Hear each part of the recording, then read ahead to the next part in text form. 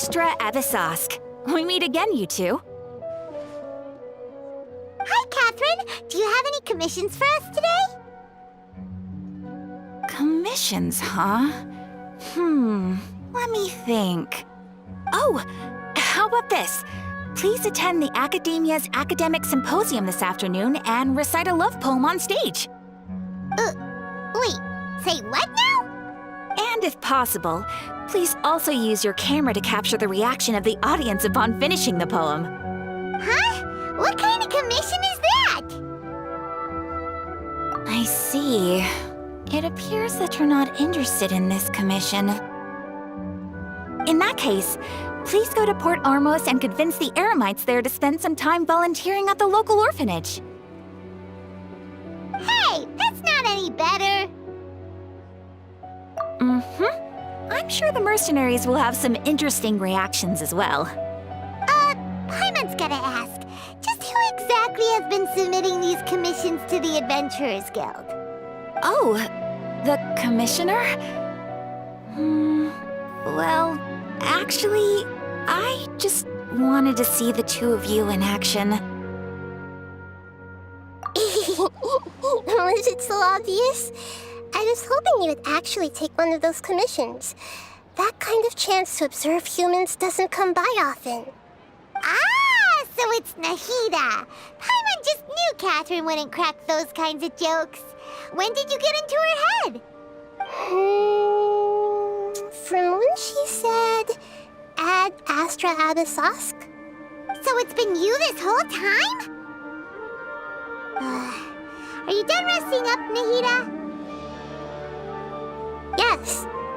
I've been sleeping ever since we parted ways, and I even had a really, really long dream.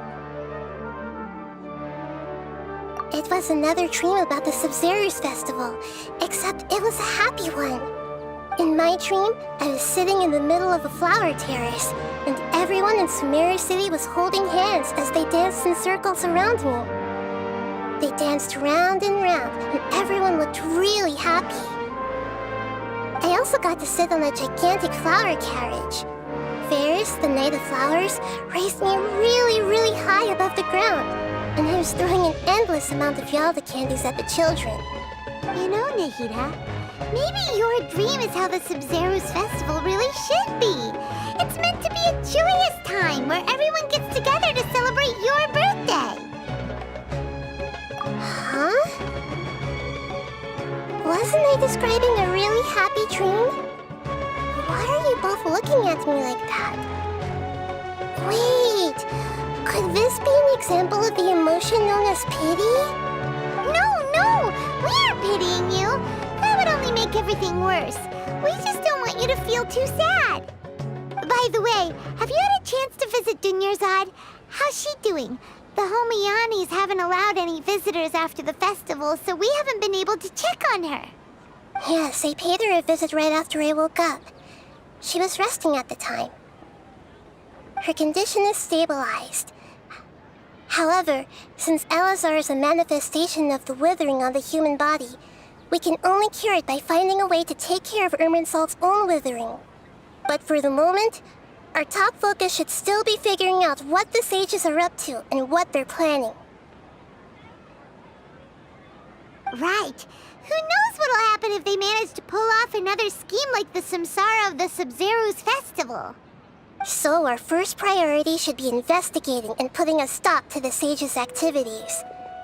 As for how we should pull that off, let's discuss it somewhere else. There are too many adventurers around here. Oh, good point. Sorry, adventurers. We're gonna be borrowing Catherine for a little while.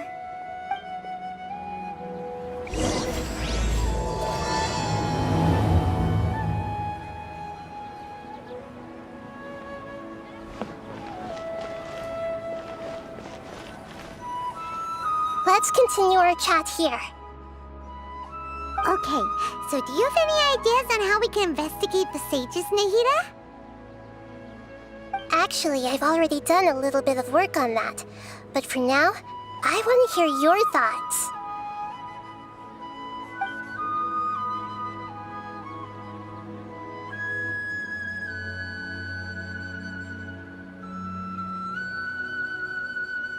I've already tried that, but all the key members of the Academia, even the core of 30 guards, intentionally avoid wearing their Akasha terminals. It seems that from the very beginning, they've been guarding against info leaks from the Akasha. Of course, it could also be because they're wary of me. Have you already caught the sage's attention? I'm guessing not yet, but distrusting me would make perfect sense if they've ever paid attention to the urban legends about me. In any case, I probably can't take over their minds directly.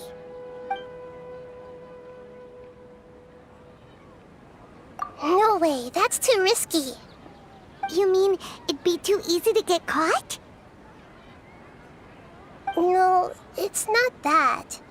We shouldn't involve innocent students in this. A single mistake could completely ruin their lives. Doing that would be ignoring the safety of my people for my own selfish goals. How is that any different from what the sages are doing? That's a good point. Spoken like the god of Sumeru.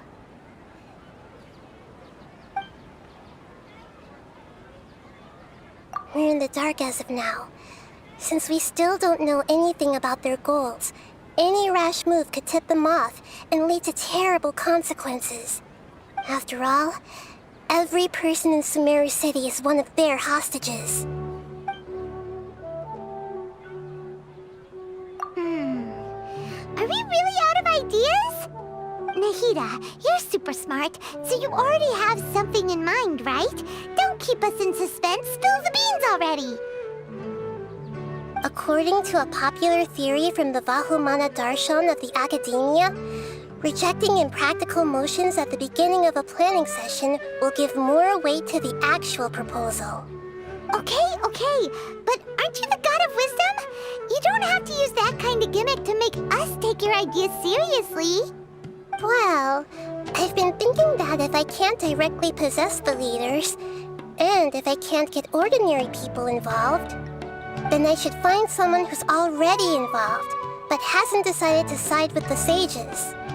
You're saying we should recruit a spy? That does sound like it could work. Oh, before coming back, we met someone named Alhaitham. He seems like he acts alone, and he likes doing stuff behind the Academia's back. They probably aren't in cahoots. Actually, I already have someone in mind. Do you still remember that female scholar named Sataria? Sataria. Paimon remembers now.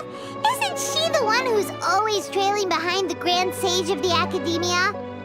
We ran into her basically every time the Sub-Zero's festival repeated itself. You could even say we're old enemies by now. Paimon still remembers the smug and mean way she always spoke to Nilu. I've always liked observing all kinds of people, and Sataria has always stood out from the crowd. She was born in the desert and was hailed as their greatest genius. Her academic gifts allowed her special admission into the Academia, and also gave her the opportunity to serve as the sage's assistant. Oh, Paimon didn't know she was from the desert. She must be pretty special then. Paimon feels like most of the desert dwellers around the city are working as mercenaries. The name Sataria means star. When she lived in the desert, she shone like the brightest star in the night sky. Later on, she was chosen by the sun. The star was given a place in the daytime sky to complement the sun's dazzling light. Soon after, the star witnessed the sun scorching the earth, which brought forth many disasters.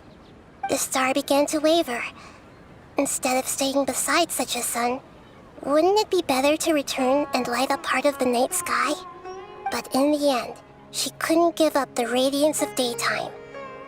To cope with her shame, the star buried her guilt and closed her eyes. From the sound of it, Sataria's just hung up on the research opportunities here. But she doesn't really support the Academia. She still feels guilty about not doing more for the desert, right? She's just running away from her problems. Indeed. When they are presented with complex moral issues, many people will simply plug their ears and go with the flow until the problem can't be fixed anymore. She's suppressing a lot of guilt, but before she realized it, she had already become the sage's accomplice. She can't deny her part in their schemes anymore. Right. We must somehow make her face her problems again.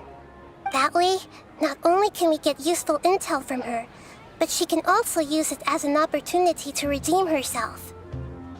From my past observations, Cetaria will take a day off from the academia every 10 days to do some shopping in the city. Tomorrow afternoon just happens to be a shopping day for her.